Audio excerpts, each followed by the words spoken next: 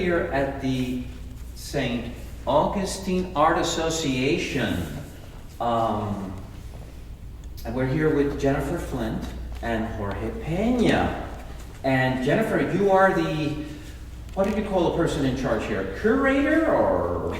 I'm the administrator here. You're the administrator Yes. here. Okay. Now, you have a wonderful new exhibition here that opened, what, November 4th? Yep, last week. Last week. Yeah. And we have Jorge Pena here, and you play with the Jacksonville Philharmonic. You're a violist? A violist with the Jacksonville Symphony. Symphony Orchestra? Mm-hmm. I mean, Philharmonic. Is it a Philharmonic? It's a Jacksonville Symphony. Symphony, Yeah. Symphony. Yeah. And you're also one of the pillars of the St. Augustine Music Festival. And so we're going to talk here about a project That's right. involving both of you, the musical side and the visual arts side. So, your exhibition that opened on November 4th was, whose work are we looking at here? So it's the work of Marjorie Castane, and she was a French artist born in Pau in southern France. Her father was a painter who was well known in the area, and so was her brother also. And we sort of came about this collection of her work because her son and daughter-in-law were actually members here at the Art Association. They lived here in St. Augustine for many years, and when they passed, their children, not really knowing what to do with the artwork, gave it to us and asked us to put this exhibit together, and here it is. Wow. Yeah. And about what do you know the years that she was painting? From about so she was born in 1900, but she started painting when she was about 4 or 5, and she painted well into her 70s, and then her health began to decline, so she sort of stopped painting in the late 70s, and she passed away when she was 84. Wow. And her place of residence was where? So France, but when she came to America in the 1940s during World War II, she lived in Connecticut and then also in Sarasota, Florida. Oh, wow. Yeah. Wow. Do you know what part of France she lived in? Pau. So she was in southern France. Yeah, you said Pau. Do we know? Could we relate it to any other places we know, So like Bordeaux? it's right above the Spanish border. It's in the Pyrenees. The Pyrenees. Yeah. Near the Pyrenees. Yeah. Okay. And she also lived in Paris for a number of years and in Saint-Jean-de-Luz, I'm probably saying that wrong, Okay. All right. which is in the Basque area. Awesome. So now, for people who don't know what Impressionism is, how could you define it for a layman who loves the work but wants to know what's the meaning of this style of painting? So Impressionism is, when you think of like Van Gogh or Monet, they painted with movement, with individual little brush strokes of color. They didn't really blend the colors, they layered them. And they did almost an abstract version of a landscape or a scene. They painted by their life. They painted true life. They did a lot of plein air painting. They would visit the same scene to get the different effects that light has on a landscape or on, one particular part of your life during the day. Right. So they were known for doing multiple paintings of the same scene. And it was sort of, they deviated from the realists of the time. There was a very academic sort of painting that was going on when they started painting. And it's basically what you see if you just quickly glance at something. So the colors, the light, the blur, and that's basically what Impressionism is. Right. I always find artists that start a new genre kind of painting and stay stubborn and don't give up, eventually the rest of the artwork surrenders and creates a category for them. Okay, That's true. The Impressionist, geometric, whatever. So bravo to her. Now, looking into her life as you did research, what did you find the most intriguing about her, or the most interesting thing about her life? I think from my standpoint, doing the research and not really having a lot to go on, because from the family, they didn't know a whole lot about their grandmother. She lived through a lot. She lived through 2 world wars. She lived through a pandemic. Her father actually died from the Spanish The flu. Spanish flu. And she lived through these art movements of the time. She wasn't necessarily an impressionist based on her time period, but she identified with them. She studied with them. They were her mentors, her teachers. And she kept, no matter what challenges she faced, she kept going. She stayed true to who she was.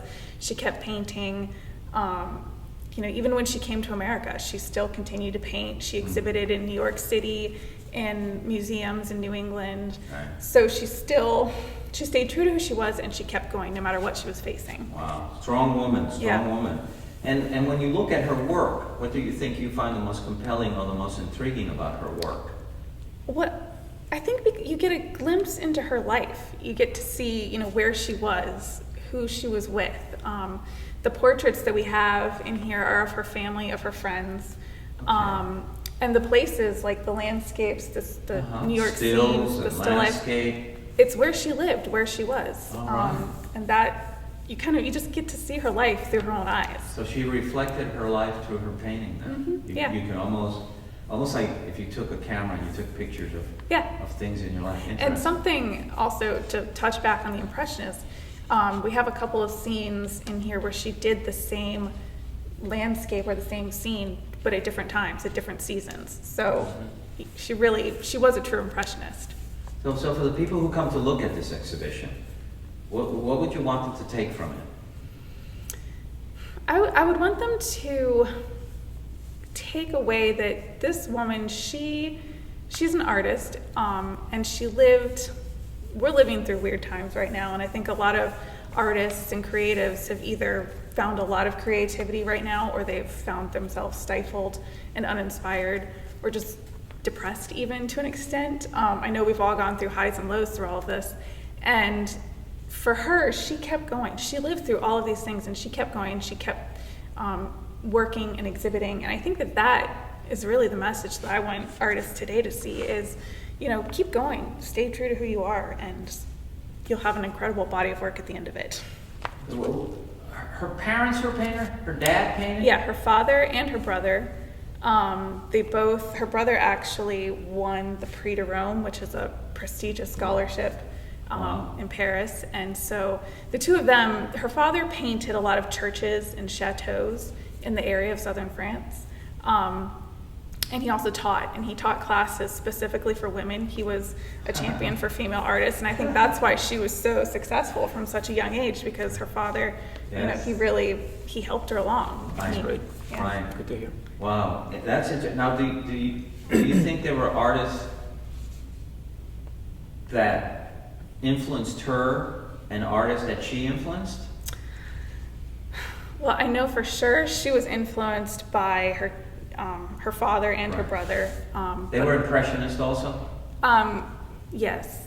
Okay. Her brother, he was probably more experimental in his artwork. Okay.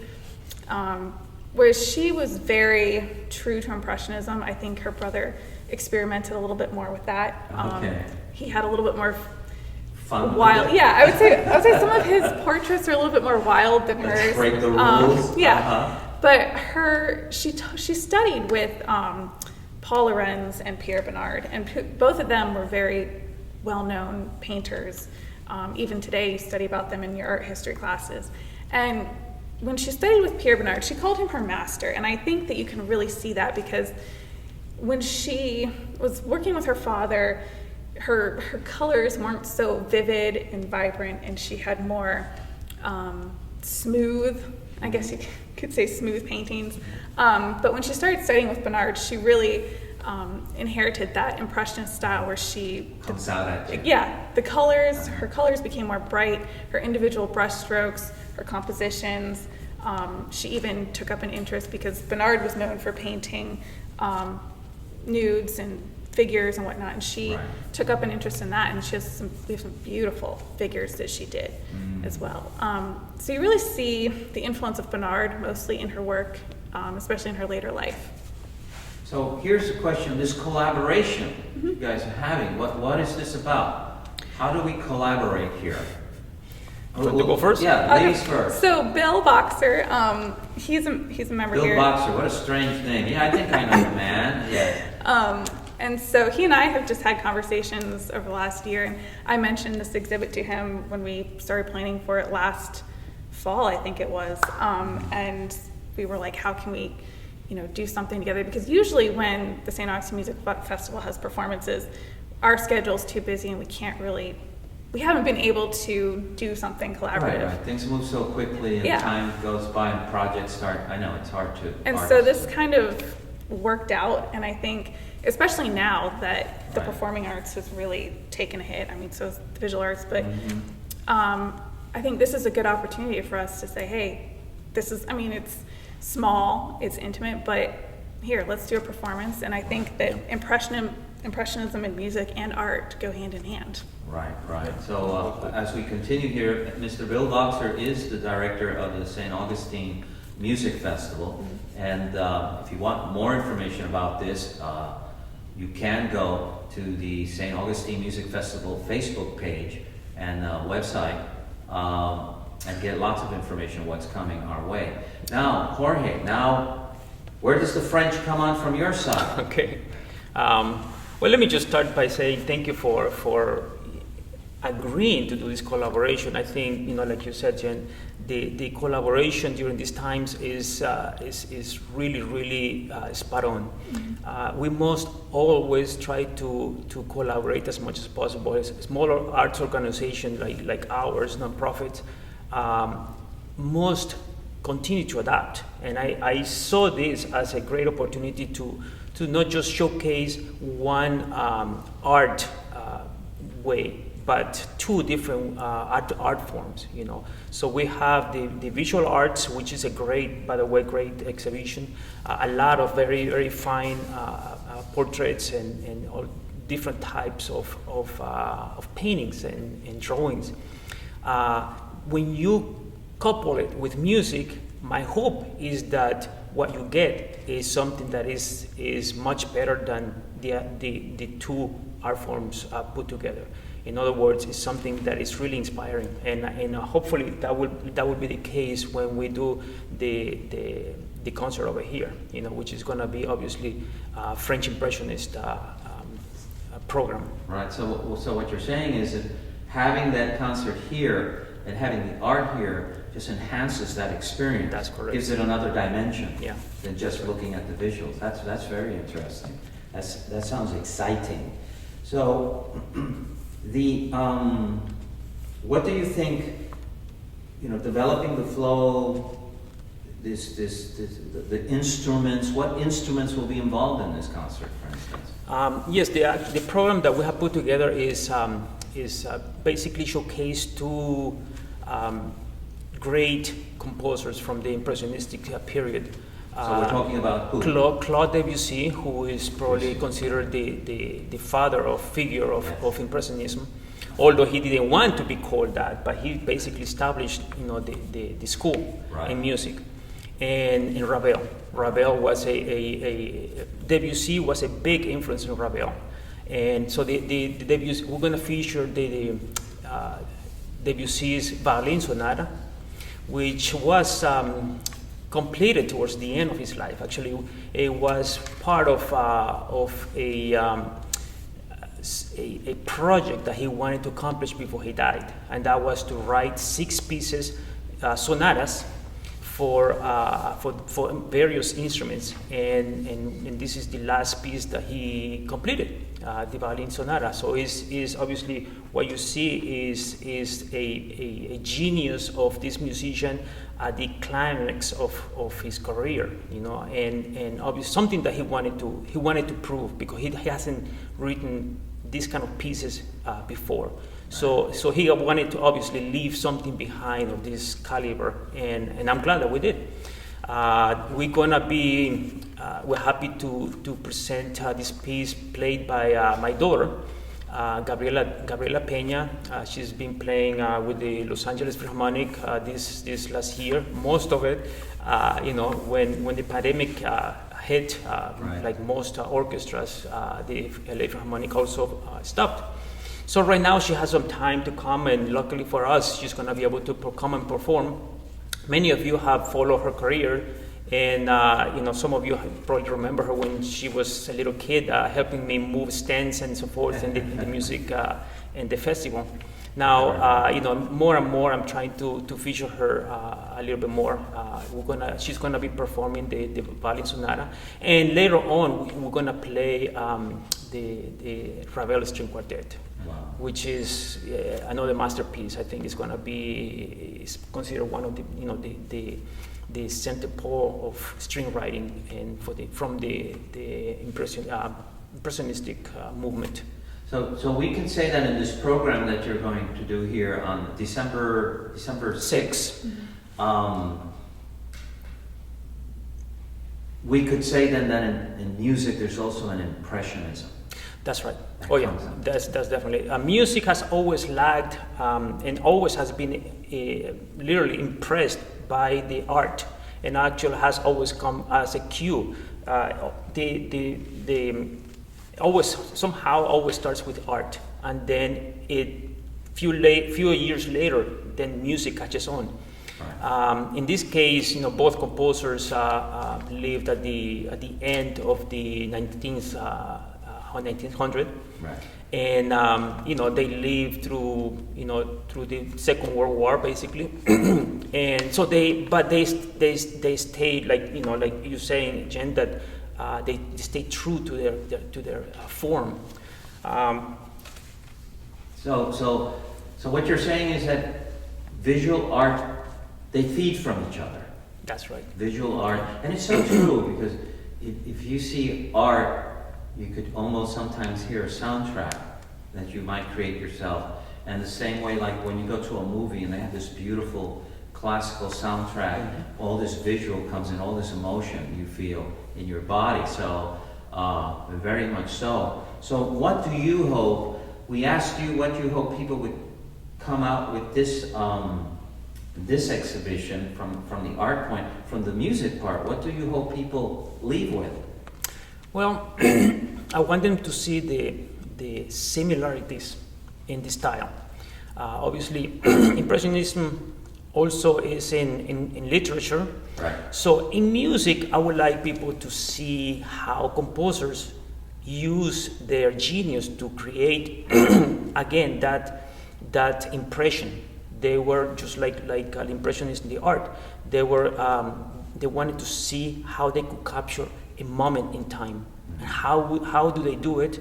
I would recommend for you to listen to how the composer, for example, takes the usual chord progression. When it came from the classical period, it was 1-4 ting ping ping pom pom pom pam. That they got rid of it, and they basically changed the whole structure, so it's always a free flow, and you never know, it's always changing. And at any given point of time, you listen to it, and it has this sounds of magic. It's never, never something is like this and that. It's always changing. The way that the musicians play it, obviously, is a different style. Right. When you train, you know how to present it. You play with a different kind of sonority, which tends to be more like a flautando. Some sound like it's more smoky, something that is not as present, and that in combination of what the composers have written, basically given a broken chord structures where nothing is 3s, 2s, 3s or 4s. It's like 5 or 7 notes at the same time. So there's nothing to catch on or to latch on. The time is there, you feel it, yet when you try to count 5, 1, 2, 3, 4, 5, 1, 2, 3, 4, 5, 1, 2, 3, 4, 5. So it is always moving, and it's kind of like it's suspended midair. Now, when you hear that and you see some of the artwork, then I'm hoping that you will see what I'm talking about. You must see the artwork to get what Impressionism is. You must hear the music to know what Impressionistic music is. So that's why I invite you to come and hear for yourself. So on that note, no pun intended, on that note, we're going to end this interview. And we hope that the people that are watching, whether live stream or the recording of this, really come to this event. So how do people acquire tickets for this? I think the best way is to go to the Art Yeah. Association. Okay, the Art website. Association, go to Yes. their, and where in the Art Association would we go? So I would suggest going to stAAA.org, and it'll be on the homepage. You'll be able to find it. And if not, it's also on the Marjorie Castane page on our website. Marjorie Castane webpage. Is there a phone number they could call? Yes, it's 904-824-2310. That's it. December 6th is close, people. And Tickets are limited, and Okay. obviously we're going to be observing, the social yes, distancing.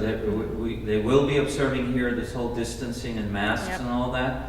Very important, because supposedly we are supposed to get into it's winter, and they expect the virus not to go away. So, very important. Health, very important. You can't listen to music if you're not healthy. That's true. So, so I thank you both. Jorge Pena, always a pleasure. Love your creativity, your ideas, what you've done for this city is amazing. And Jennifer, you and this gem of a gallery here in the center of St. Augustine. Also, we thank you both. And hey, for those listening, see you December 6th. I'll be here with my camera again. Thank you. Thank you. Thanks, Jorge.